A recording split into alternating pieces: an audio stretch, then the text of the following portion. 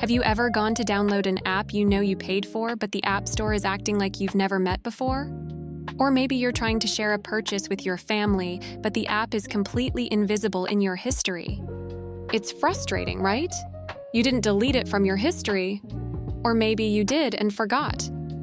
Either way, Apple has a hidden purchases vault that many people don't know how to access. I'm Anna, and here on For Real, we solve your tech headaches. Today, I'm going to show you exactly how to unhide those App Store purchases on your iPhone or iPad in just a few taps. Plus, stick around, because I'm also going to cover why this messes up family sharing and how to fix that too. Let's dive in. Before we get into the settings, let's clear up a common misconception. There is a huge difference between deleting an app from your phone and hiding it from your purchase history. When you hide an app, you aren't just removing the icon. You are telling the App Store, "Pretend I never bought this."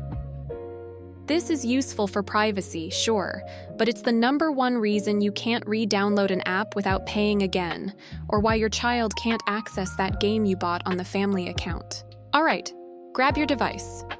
The steps are the same for both iPhone and iPad. Step number 1. Locate and open the blue App Store app. Make sure you are on the main Today tab, or really any tab, because we are looking for your profile icon. Look at the top right corner of the screen. You should see a circle with your picture or initials in it.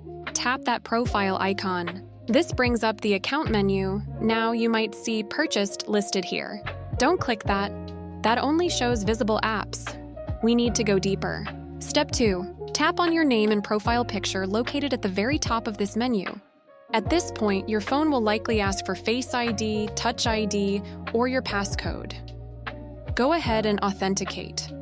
Don't worry, the screen might go black for a second while it loads your secure account settings.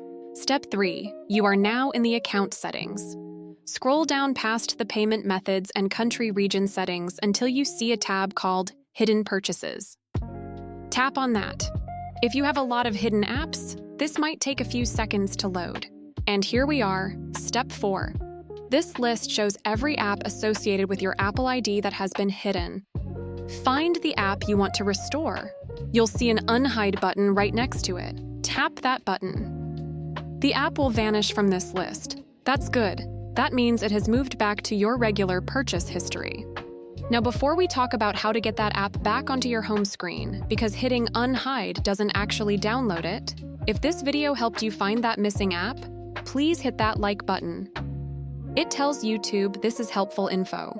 And if you want more Apple tips, subscribe to For Real. Here is the step most people miss. Tapping Unhide does not automatically install the app on your phone. It just makes it visible again. To use the app, you need to go back to the main App Store search bar, type in the name of the app, and find it. You should now see the little cloud icon with the arrow. If you still see a price tag, stop.